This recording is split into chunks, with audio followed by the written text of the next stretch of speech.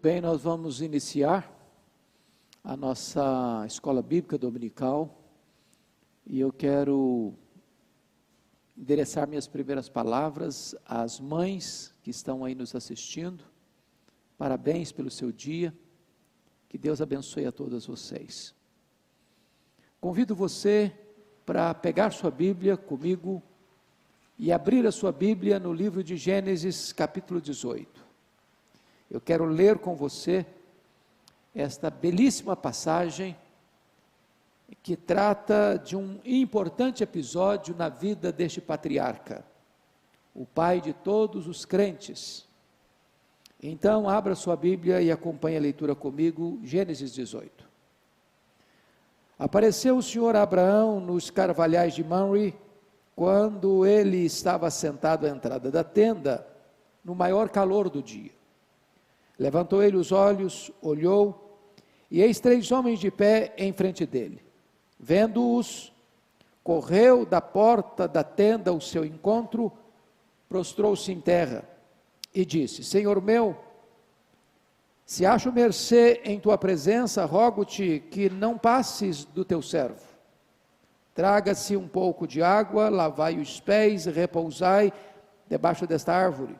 Trarei um bocado de pão. Refazei as vossas forças, visto que chegastes até vosso servo. Depois seguireis avante. Responderam: faze como disseste. Apressou-se, pois, Abraão para a tenda de Sara e lhe disse: amassa depressa 3 medidas de flor de farinha e faze pão assado ao borralho. Abraão, por sua vez, correu ao gado, tomou um novilho tenro e bom, e deu ao criado que se apressou em prepará-lo. Tomou também coalhada e leite e o novilho que mandara preparar, e pôs tudo diante deles. E permaneceu de pé junto a eles, debaixo da árvore, e eles comeram. Então lhe perguntaram: Sara, tua mulher, onde está? Ele respondeu: está aí na tenda. Disse um deles: certamente voltarei a ti daqui a 1 ano, e Sara, tua mulher, dará à luz um filho. Sara o escutava, ou estava escutando, à porta da tenda atrás dele. Abraão e Sara eram já velhos, avançados em idade, e a Sara já lhe havia cessado o costume das mulheres. Riu-se, pois, Sara no seu íntimo, dizendo consigo mesma: depois de velha, e velho também o meu marido, terei ainda prazer? Disse o Senhor a Abraão: por que se riu Sara, dizendo, será verdade que darei ainda a luz, sendo velho? Acaso para o Senhor a coisa demasiadamente difícil? Daqui a 1 ano, nesse mesmo tempo, voltarei a ti, e Sara te terá um filho. Então Sara, receosa, o negou, dizendo: não me ri. Ele, porém, disse: não é assim, é certo que riste. Tendo-se levantado dali aqueles homens, olharam para Sodoma, e Abraão ia com eles para os encaminhar. Disse o Senhor: ocultarei a Abraão o que estou para fazer, visto que Abraão certamente virá a ser uma grande e poderosa nação, e nele serão benditas todas as nações da terra? Porque eu o escolhi para que ordene a seus filhos e a sua casa depois dele, a fim de que guardem o caminho do Senhor e pratiquem a justiça e o juízo, para que o Senhor faça vir sobre Abraão o que tem falado a seu respeito. Disse mais o Senhor: com efeito, o clamor de Sodoma e Gomorra tem se multiplicado, e o seu pecado se tem agravado muito. Descerei e verei se de fato o que tem praticado corresponde a esse clamor, que é vindo até mim, e se assim não é, sabei-lo-ei. Então, partiram dali aqueles homens e foram para Sodoma. Porém, Abraão permaneceu ainda na presença do Senhor. E aproximando-se a ele, disse: destruirás o justo com o ímpio? Se houver porventura 50 justos na cidade, destruirás ainda assim, e não pouparás o lugar por amor dos 50 justos que nela se encontram? Longe de ti o fazeres tal coisa, matares o justo com o ímpio. como se o justo fosse igual ao ímpio. Longe de ti, não fará justiça o juiz de toda a terra? Então disse o Senhor: se eu achar em Sodoma 50 justos dentro da cidade, pouparei a cidade toda por amor deles. Disse mais Abraão: eis que me atrevo a falar ao Senhor, eu que sou pó e cinza. Na hipótese de faltarem 5 para 50 justos, destruirás por isso toda a cidade? Ele respondeu: não a destruirei, se eu achar ali 45. Disse-lhe ainda mais Abraão: e se porventura houver ali 40? Respondeu: não o farei por amor dos 40. Insistiu: não cire o Senhor, falarei ainda. Se houver porventura ali 30? Respondeu o Senhor: não o farei, se eu encontrar ali 30. Continuou Abraão: eis que me atrevo a falar ao Senhor, se porventura houver ali 20? Respondeu o Senhor: não o destruirei por amor dos 20. Disse ainda Abraão: não cire o Senhor, se lhe falo somente mais esta vez. Se porventura houver ali 10, respondeu o Senhor: não a destruirei por amor dos 10.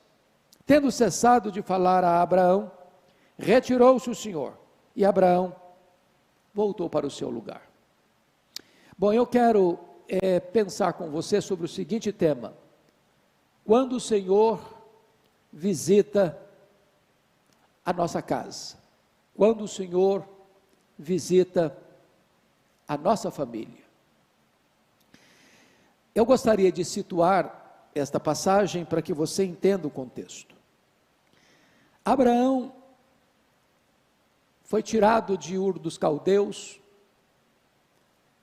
e Deus o ordenou a sair do meio da sua terra, do meio da sua parentela, ir para uma terra que Deus haveria de mostrá-lo, e Deus haveria de abençoá-lo e fazer dele uma bênção para as nações.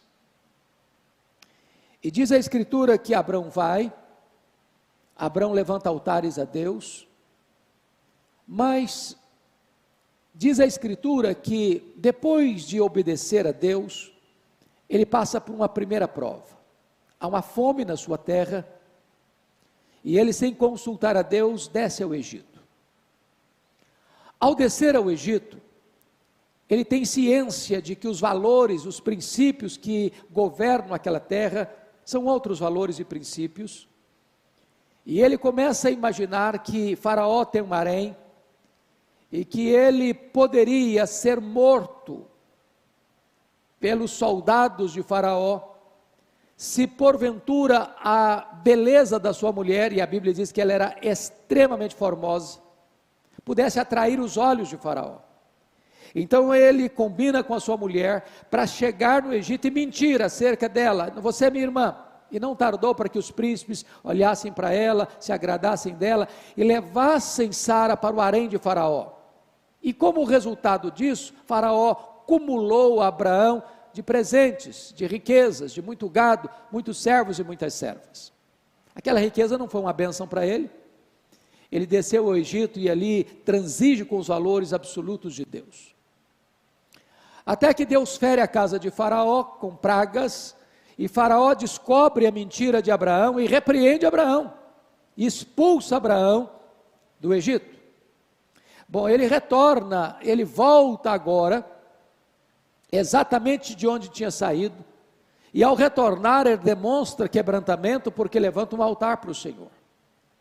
Mas a riqueza que ele trouxera do Egito, ele já era um homem rico, mas trouxe mais riqueza, é o elemento que vai servir de fator principal para a crise entre ele e o seu sobrinho Ló, porque os pastores de ambos começam a brigar por falta de espaço, e então há a separação de Abraão e Ló, e Abraão, como líder do clã, abre mão de escolher, e deixa que Ló escolha primeiro. Diz a Bíblia que Ló olha para as campinas verdejantes do Jordão, onde estavam as cidades da planície, Sodoma, Gomorra e outras mais, e opta por ir para lá. E ele, Abraão, vai para Mamre, perto de Hebrom, e ali se estabelece. Depois, logo em seguida, no capítulo 14, a Bíblia nos informa de que houve uma invasão dos 4 reis, lá da Mesopotâmia, lá da planície do Eufrates, contra os 5 reis da planície do Jordão, onde estava Sodoma e Gomorra e onde morava Ló, e impõe sobre eles uma vassalagem, Depois de 12 anos de escravidão, esses 5 reis aqui da planície do Jordão se rebelam contra os 4 reis lá da Mesopotâmia e sofrem uma derrota cachapante. E esses reis lá da Mesopotâmia não só impõem uma derrota, mas levam o povo cativo e expoliam os seus bens. E Ló está no meio dessas pessoas que foram levadas escravizadas.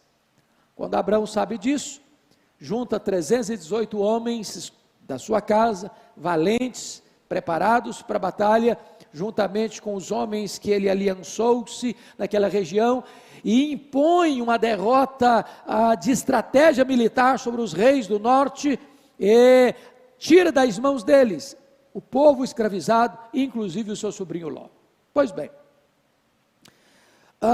quando você avança um pouco mais nas escrituras, para examinar esse assunto, você chega no capítulo 15, e Deus firma uma aliança com ele. E quando Deus visita-o, ele está muito triste, porque ele está com medo. Ele está com medo. E Deus aparece para ele e diz: Abraão, não fica com medo não tenhas medo, eu sou o seu escudo. Ele está com medo de quê? Talvez de uma retaliação daqueles reis, lá da Mesopotâmia. Ele está com medo por quê? Porque Deus prometeu que ele iria ser pai de uma grande nação, e ele não tem filhos. Diz: vai ser o Eliezer, o meu servo, o meu mordomo, que vai herdar toda a minha riqueza. E Deus faz uma aliança com ele e diz: olha, Abraão, faz o seguinte, sai da sua tenda, olha para o céu, quantas estrelas, se é que você pode, assim será a sua descendência. Mas, como a vida é feita de começos e recomeços, os anos se passaram. E agora já tem exatamente 10 anos que ele tinha saído da terra e indo para a terra de Canaã. A promessa não se cumpria. E aí, uma daquelas servas que ele trouxe do Egito, chamada Agar, vai ser um ponto de tensão na família dele, porque a mulher dele pensa assim: bom, é costume da nossa época, quando uma mulher não pode dar filhos ao marido, ela pega uma das suas servas, para que o marido coabite com ela, e os filhos dessa serva são considerados meus filhos. E então Sara propõe isso para Abraão, e Abraão não discute com a sua mulher, Abraão não orienta a sua mulher, Abraão não aconselha a sua mulher, Abraão anui, concorda com a sua mulher, e coabita com Agar, e vai gerar Ismael. Isso é chamado de sinergismo. É quando o homem tenta dar uma mãozinha para Deus, é quando o homem tenta cooperar com Deus, como se Deus não fosse suficientemente sábio e poderoso para dar conta daquilo que prometeu. Pois bem, isso gerou um sério problema para aquela família. Então, diz a Escritura, no capítulo 17, que quando Abraão completou 99 anos, Deus apareceu para ele e disse: Abraão, anda na minha presença e ser perfeito. E Deus firma uma aliança com ele e estabelece a circuncisão como selo dessa aliança. Deus é maravilhoso, porque é o Deus que perdoa, é o Deus que restaura. Você anda com Deus um tempo, depois você dá uma escorregada e você fraqueja, e Deus não desiste de você, Deus não abandona você, Deus volta a você, Deus propõe um recomeço com você, Deus restaura você, Deus renova a sua aliança com você. E então, com 99 anos, Deus renova a aliança, muda o nome dele de Abrão para Abraão, de grande pai para pai de uma multidão, muda o nome de Sarai para Sara, e agora, logo em seguida, porque tem 99 anos, foi dentro daquele ano ainda, é que entra a passagem que acabamos de ler, capítulo 18.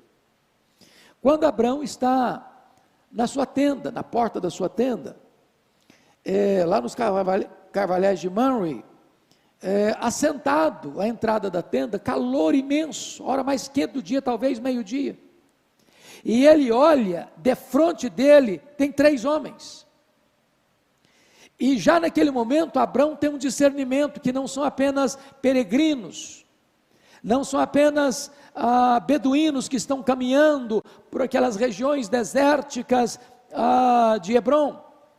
Ele reconhece que aqueles homens têm algo de especial, e mais do que isso, que é uma visitação de Deus à sua casa, à sua tenda, à sua família.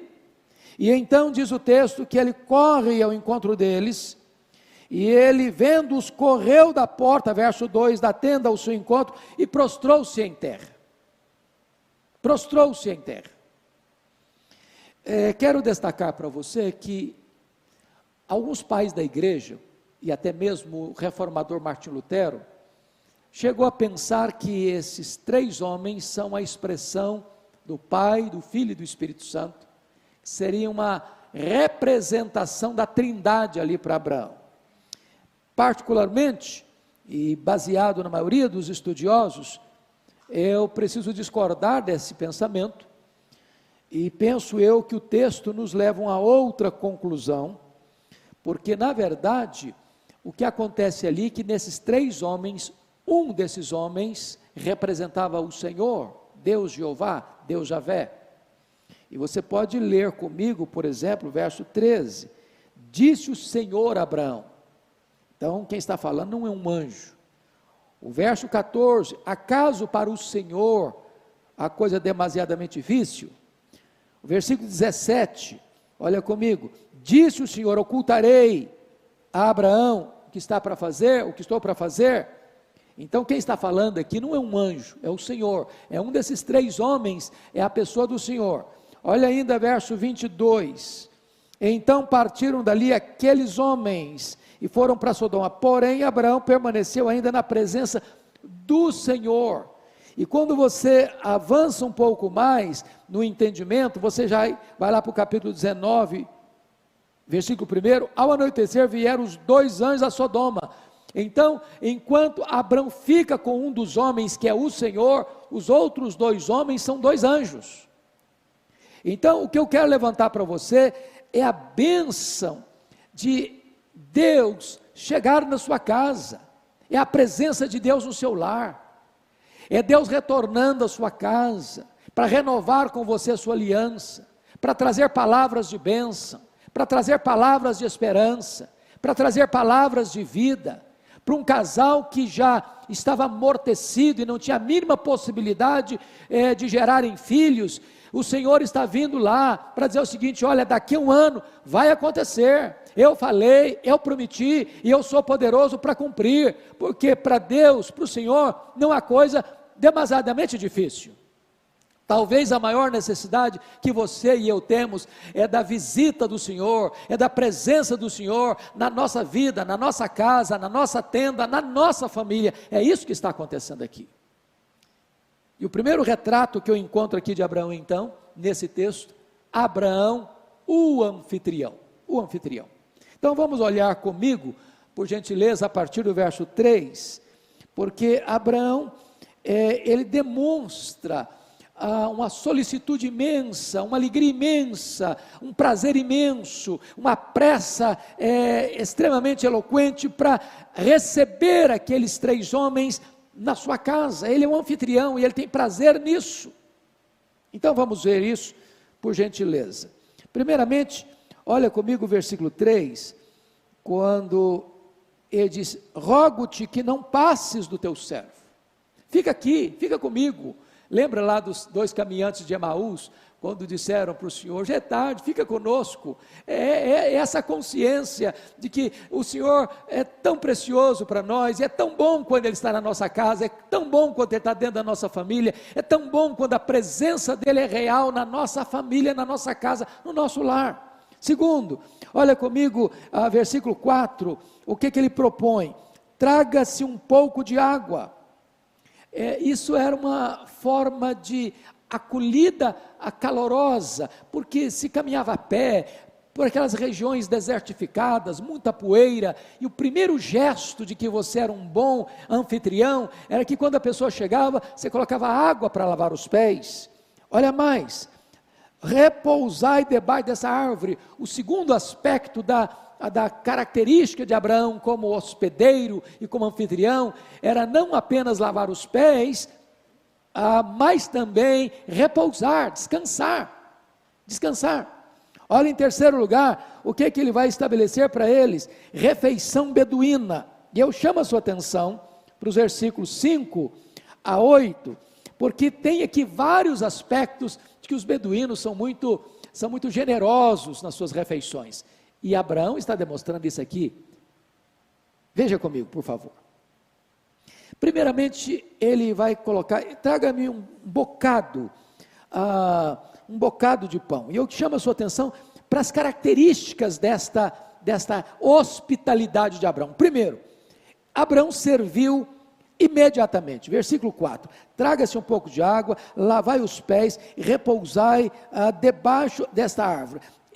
As pessoas estão acabando de chegar, o Senhor e 2 anjos, e ele imediatamente já toma decisões e medidas para acolhê-los com grande fervor, com grande entusiasmo. Segundo, ele faz uma recepção pessoal. Olha comigo o versículo 5: trarei um bocado de pão.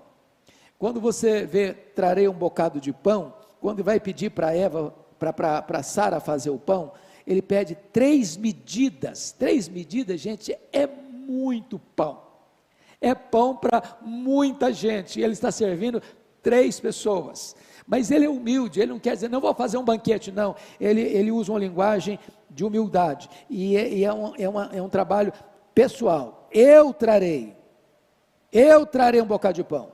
Eu trarei. Então, ele pessoalmente, lembre que ele é um homem de 99 anos, lembre que ele tem muitos servos na sua casa, lembre que ele poderia simplesmente estar ali conversando com aquelas pessoas e deixando que os seus servos, seus empregados trabalhassem. Não, ele pessoalmente quer fazer isso.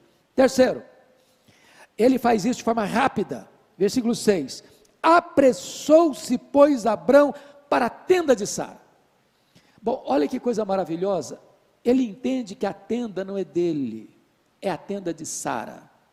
Quando a Bíblia diz que a mulher é a dona do lar, dona da casa, é nesse sentido, já está aqui. Abraão entendia que a tenda, embora ele morasse, embora ele fosse o líder, embora ele fosse o cabeça, embora ele fosse o chefe daquele clã, ele entendia que aquele espaço geográfico era chamado de a tenda de Sara.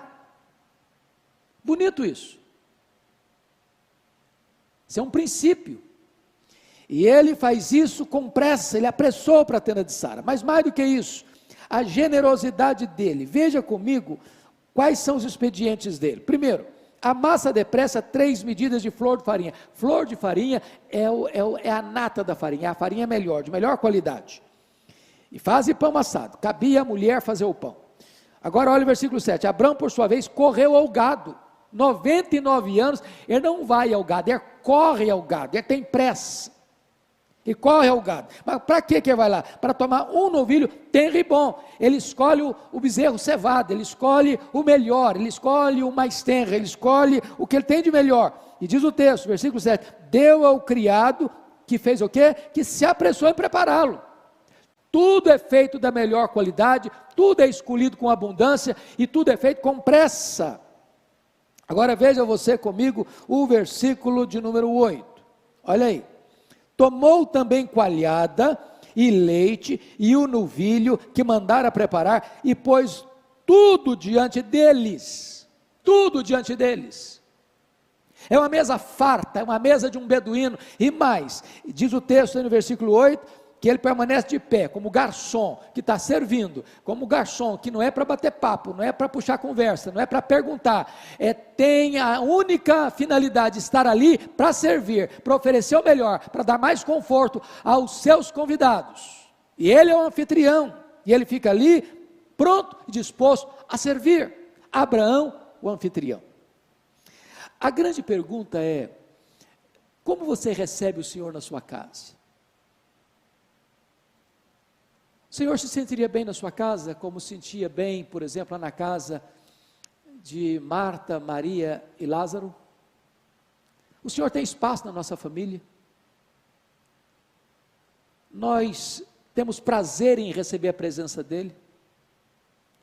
O que é que nós estamos assistindo dentro da nossa casa? O que é que nós estamos ouvindo dentro da nossa casa? O que é que nós estamos conversando na nossa casa? O que é que nós estamos botando na mesa da nossa casa?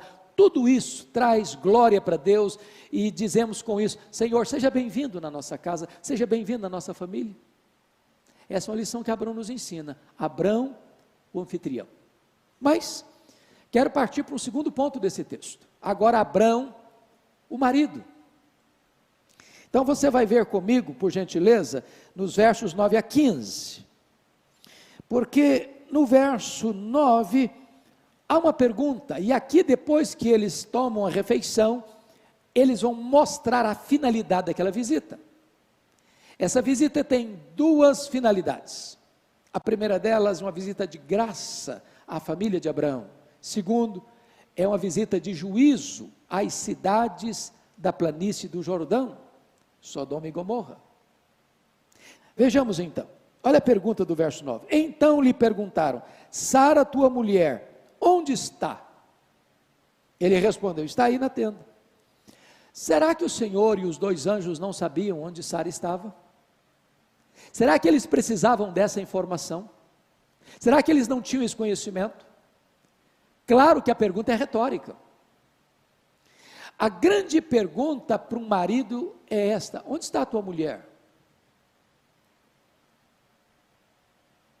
E onde está a tua mulher carrega por trás todo esse cenário. Como é que ela está? Como é que você tem tratado a ela? Como é que você tem convivido com ela? Como é que tem sido o seu relacionamento com ela? Eu tenho ministrado a você, Abrão, desde que você saiu de Ur dos Caldeus. Eu tenho falado com você, eu tenho visitado você, tenho dado promessas a você, eu tenho renovado as minhas alianças com você, eu tenho sempre reafirmado a minha palavra para você, de que eu vou suscitar a partir de você uma grande descendência. A grande pergunta é: onde está a sua mulher em tudo isso, Abrão?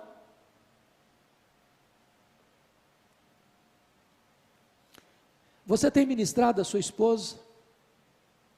A sua esposa é uma mulher mais crente, mais piedosa, mais cheia do Espírito Santo, porque convive com você, porque se relaciona com você. Onde está a tua mulher? Agora, note você que diante desta pergunta, que foi retórica, há uma promessa no versículo 9, eu chamo a sua atenção. No versículo 10, melhor dizendo. Disse um deles: certamente voltarei a ti daqui a 1 ano, e Sara, tua mulher, dará à luz um filho. Sara o estava escutando à porta da tenda atrás dele. Então, a pergunta tinha a ver com exatamente esse sentimento do coração de Sara, que haveria de ouvir mais uma vez, e finalmente, pela última vez, esta promessa de que ela daria à luz a um filho. Só um detalhe agora: o tempo foi definido, daqui a 1 ano, nem menos, nem mais. O Deus que promete, agora estabelece os limites do cumprimento da sua promessa, é daqui a 1 ano. Mas vamos ver a realidade agora, versículo 11. Porque esta promessa é feita num contexto de uma realidade complicada. Abraão e Sara eram já velhos, avançados em idade, e a Sara já lhe havia cessado o costume das regras. Bom, o ponto é o seguinte: a promessa do filho vem em choque, em conflito com a possibilidade desse casal gerar filhos. O corpo de Sara já estava morto para a maternidade. E o corpo de Abraão também já estava amortecido.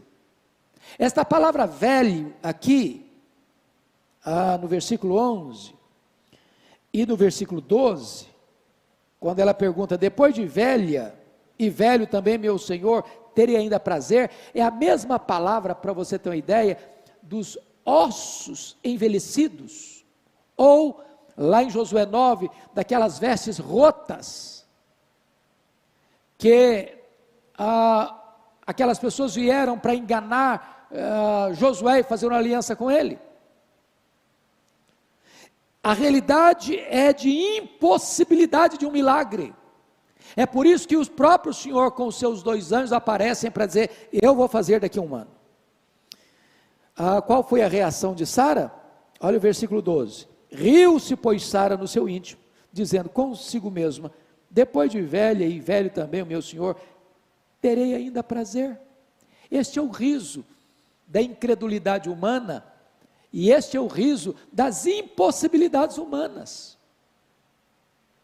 Tem hora que você diz, não tem como, não tem jeito, não tem saída, nós estamos num beco sem saída, nós estamos numa situação sem solução, é um problema conjugal, é um problema de saúde, é um problema financeiro, é um problema de conjuntura política do país, de situação econômica da nação, é o problema da sua empresa, é o problema lá do seu comércio, é o problema lá dos seus empreendimentos. Você olha, não tem mais jeito, agora acabou, agora não tem mais saída, agora não tem mais solução. E então eu quero dizer para você que a sua reação pode ser uma reação puramente humana, olhando para os recursos humanos, das limitações humanas. Mas eu chamo a sua atenção agora para a interpelação do versículo 13. Disse o Senhor a Abraão: por que se riu Sara, dizendo, será verdade que darei ainda luz, sendo velho?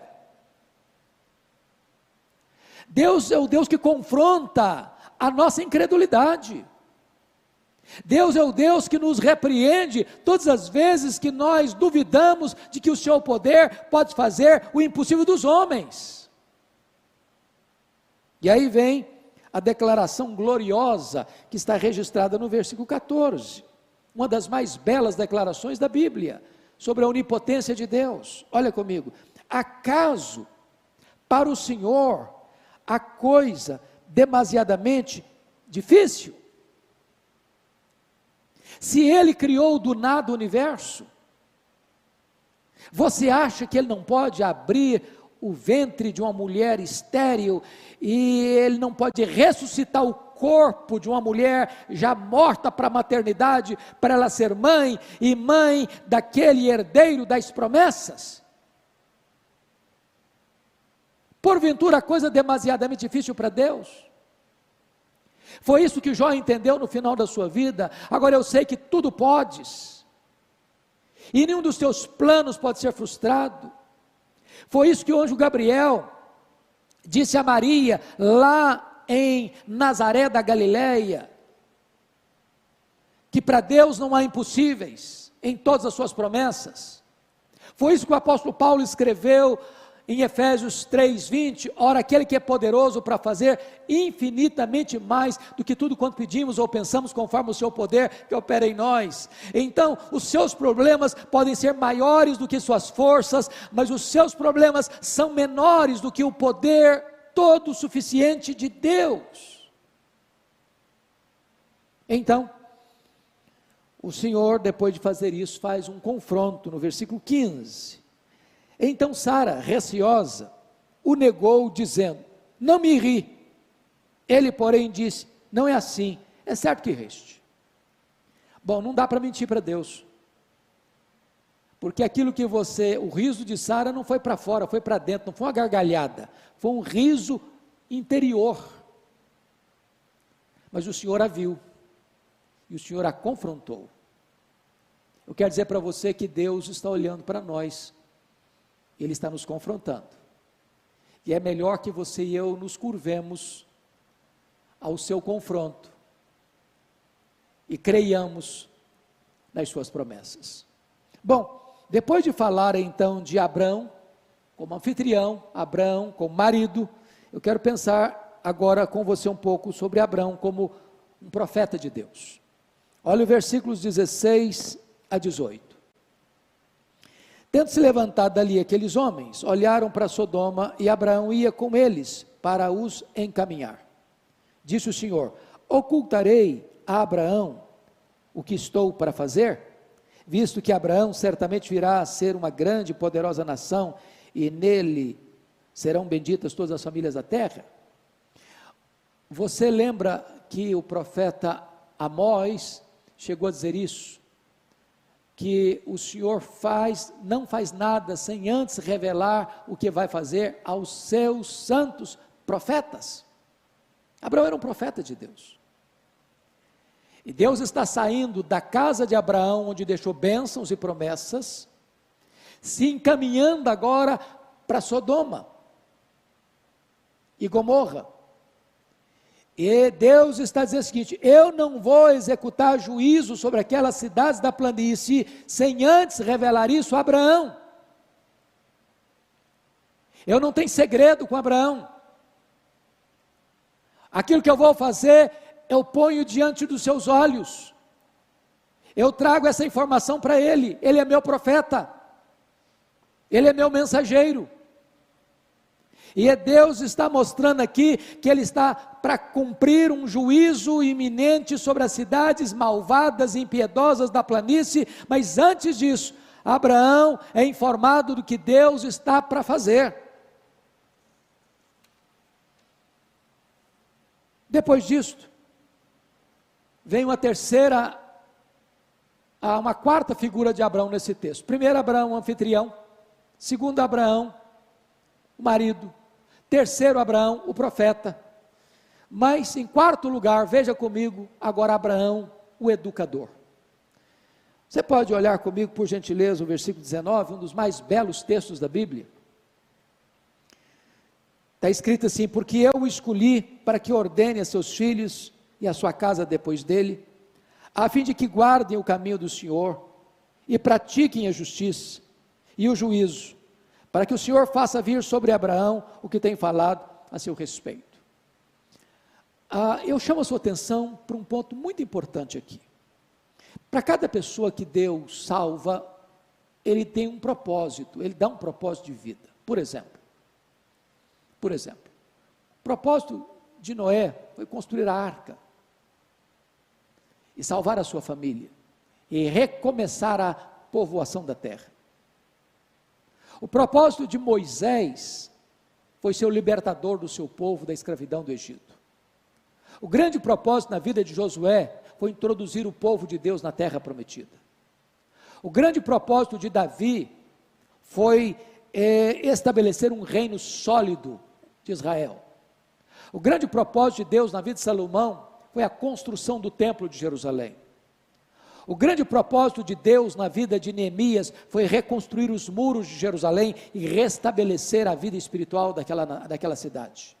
O grande propósito de Deus na vida de João Batista foi preparar o caminho do Senhor para que ele se manifestasse. O grande propósito de Deus na vida de Pedro foi que ele abrisse a porta do Evangelho para judeus e gentios. O grande propósito de Deus na vida de Paulo foi que ele levasse este Evangelho aos povos, às nações, aos gentios, aos mais longínquos.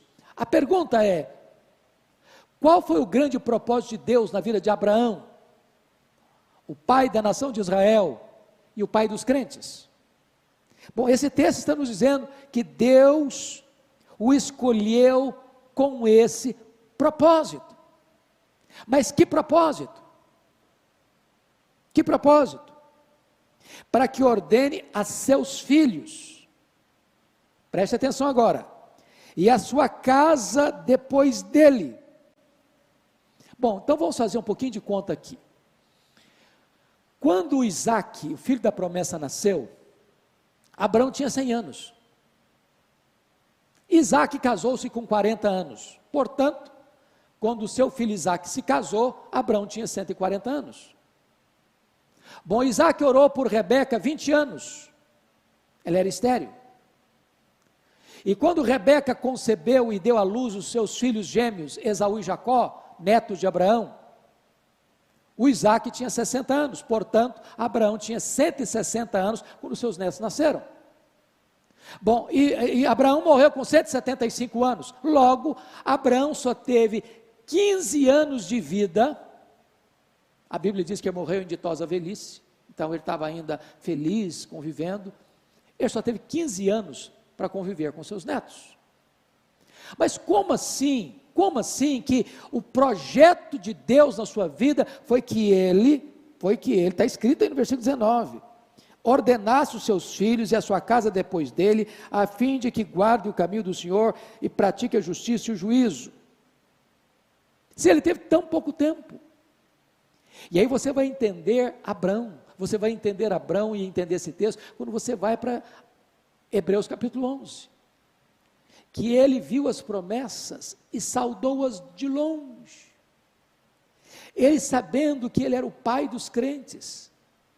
É como se ele estivesse olhando lá da sua tenda em Mamre, em Hebron, para os séculos para frente dele, para as gerações para frente dele, para as nações para frente dele, e para todos aqueles que o Senhor comprou com o seu sangue, de todas as raças, povos, tribos, línguas e nações, e abençoando essas gerações, dizendo o seguinte: eu quero que a minha geração seja santa, eu quero que a minha geração seja comprometida com Deus, eu quero que a minha geração conheça Deus, eu quero que os meus descendentes sejam comprometidos com Deus. Abraão era um educador comprometido com as futuras gerações.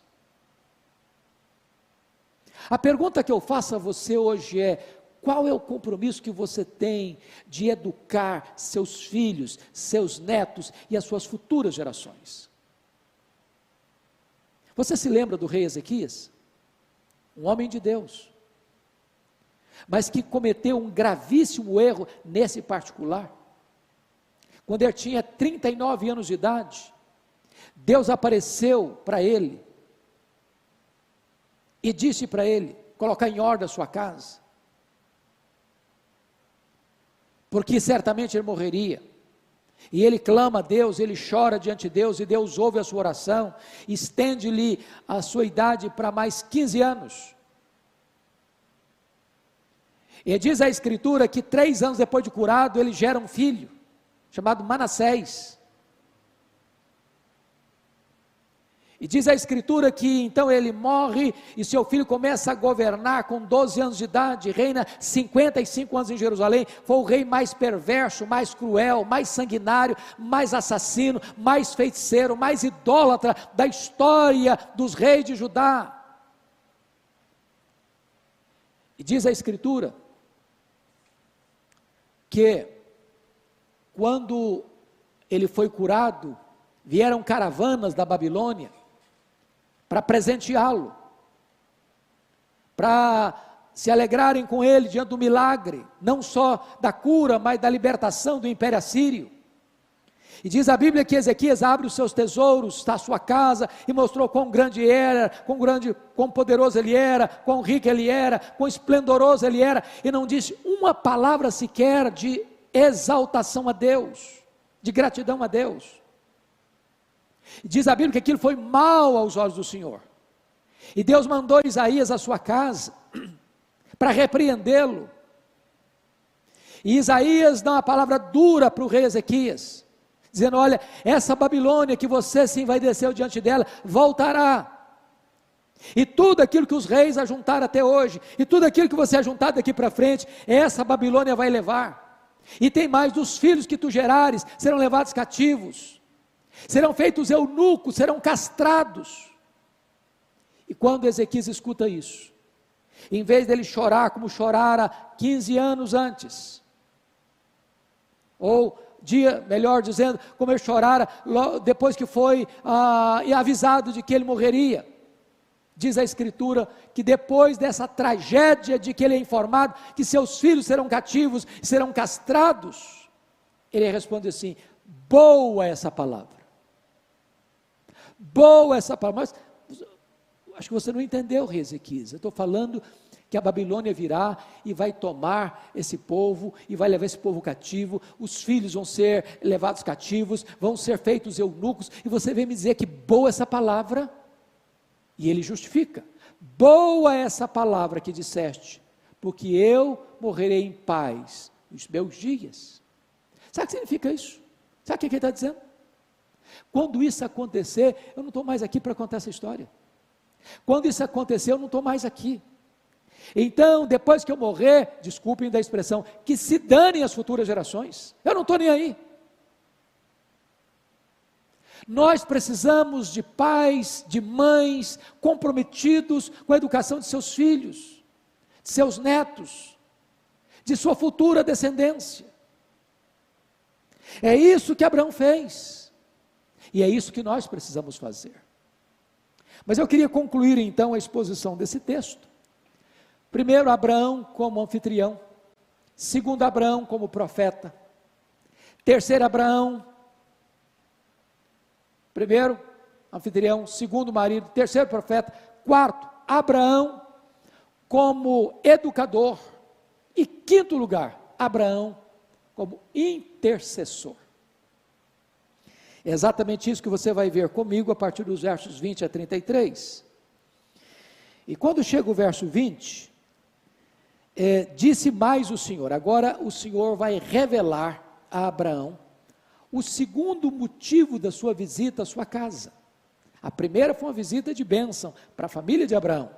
A segunda razão da visita à casa de Abraão, porque ele era um profeta de Deus, era avisar a ele de que haveria um juízo sobre as cidades da planície. Então escuta o verso 20. Disse mais o Senhor: com efeito o clamor da cidade de Sodoma, ou o clamor de Sodoma e Gomorra tem se multiplicado, e o seu pecado tem se agravado muito, muito. Então a primeira coisa que você nota aqui, o agravamento do pecado, e aquelas cidades já tinham sido abençoadas por Abraão, que libertou o seu povo, e tirou os espólios de guerra das mãos daqueles reis do norte, e eles poderiam ter reconhecido a boa mão de Deus e se arrependido, mas o contrário, depois da libertação, eles continuaram pecando e agravando ainda mais o pecado. Era uma cidade promíscua, era uma cidade onde a relação sexual das pessoas era contrária à natureza, era uma cidade violenta, e esta violência da cidade, as pessoas que eram violentadas nessa cidade, esse clamor subiu até Deus. Deus se importa com a cidade, e Deus vê os pecados da cidade. Mas em segundo lugar, você nota que antes de Deus aplicar o juízo, Deus investiga primeiro. Deus nunca aplica um juízo sem um diagnóstico primeiro. Então veja comigo o verso 21. Descerei e verei se de fato o que tem praticado corresponde a esse clamor que é vindo até mim, e se assim não é, sabê-lo-ei. É claro que essa é uma linguagem humana, antropomórfica, para descrever esta cena para nós, que Deus não aplica o juízo sem antes investigar. Deus é justo. Deus não inocenta o culpado, e Deus não culpa o inocente. Bom, agora então vem o intercessor, permanecendo na presença do Senhor. Olha o verso 22. Então partiram dali aqueles homens, e foram para Sodoma. Eram 3 homens, um era o Senhor e 2 anjos. Porém Abraão permaneceu ainda na presença do Senhor. Então preste bem atenção agora. São 3 homens, um é o Senhor, 2 são anjos. Os 3 estão saindo juntos da casa do Abraão. Abraão, como um bom anfitrião, não só dá a eles um banquete, mas também os conduz na estrada para onde estão indo. E se você conhece a geografia de Israel, sabe que se você está lá nas alturas de Mamre, na região de Hebron, você caminhando um pouco, de lá de cima você tem uma vista abrangente da planície do Jordão, onde estava a cidade de Sodoma e Gomorra.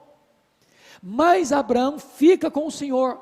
Uma das pessoas desses 3 homens é o Senhor, e ele permanece na presença do Senhor, conforme o registro do verso 22. Porém Abraão permaneceu ainda na presença do Senhor. E para que permaneceu? Para interceder, para se colocar na brecha. Abraão tem compromisso com Deus, e tem amor aos homens, é o intercessor. E a outra coisa, em quarto lugar, que eu chamo a sua atenção, que ele apela para o caráter justo de Deus. Chama a sua atenção para o verso 23, olha aí. E aproximando-se ele disse: destruirás o justo com o ímpio. Olha o verso 25, porque é lapidar o verso 25. Longe de ti, Abraão faz uma apologia do caráter justo de Deus. Longe de ti o fazeres tal coisa, matares o justo com o ímpio, como se o justo fosse igual ao ímpio. Longe de ti, não fará justiça o juízo de toda a terra.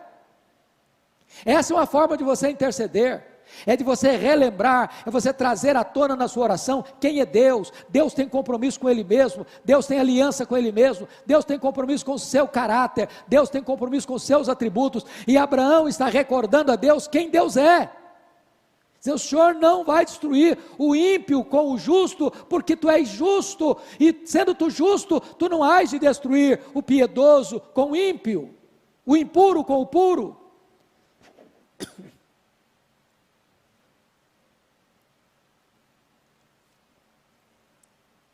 Quinto lugar, Abraão, na sua intercessão, ele insiste com Deus. nos versos 24 a 32, tem 6 pedidos de Abraão, 6. Se tiver 50, se tiver 45, se tiver 40, se tiver 30, se tiver 20, se tiver 10, Deus diz, a todos os pedidos Deus disse sim. Não, se tiver 50 eu não destruo, 45 eu não destruo, 40 eu não destruo, 30 eu não destruo, 20 eu não destruo, 10 eu não destruo. Por que parou nos 10? Porque 10 era mais do que um número simbólico, 10 era o menor número de um grupo, de uma comunidade. E eu estou falando de uma cidade. Abaixo de 10, agora a salvação tem que ser individual, não como coletividade mais. Então, Abraão, ele luta com Deus. Ele persevera na oração, ele insiste com Deus na oração. Tem muita gente que pensa que Deus não precisa, fala uma vez, não precisa falar mais, porque Deus não é surdo, Deus não precisa ficar escutando. A Bíblia nos orienta e nos ensina a insistir. Por isso o Senhor Jesus Cristo disse, pedi e dar-se-vos-á, buscai e achareis, batei e abrir-se-vos-á, porque todo que pede recebe, todo que busca encontra, todo que bate abrir-se-lhe-á. A Bíblia nos ensina a insistir com Deus, a perseverar na oração. E é isso que Abraão está fazendo. Mas eu quero, em penúltimo lugar, dizer, em sexto ponto, que Abraão demonstra ousadia e também humildade, porque oração tempera essas duas coisas, ousadia e humildade. Veja comigo o verso 27. Disse mais Abraão, eis que me atrevo a falar ao Senhor, eu que sou pó e cinza. Preste atenção que Abraão não determina nada para Deus, Abraão não exige nada de Deus, Abraão não decreta nada para Deus, Abraão não tem qualquer petulância no seu ministério intercessório, ele pede, ele suplica, ele é ousado, mas ele sabe quem é, e sabe quem o Senhor é. Eu ouso falar, mas eu sou pó e cinza. Humildade não anula ousadia, e ousadia não dispensa humildade. E eu quero terminar, porque o intercessor finalmente é alguém que se rende ao propósito soberano de Deus. Olha comigo o versículo 33. Tendo cessado de falar a Abraão, veja você que quem cessa de falar não é Abraão, quem cessa de falar é Deus. Tendo cessado de falar a Abraão, retirou-se o Senhor.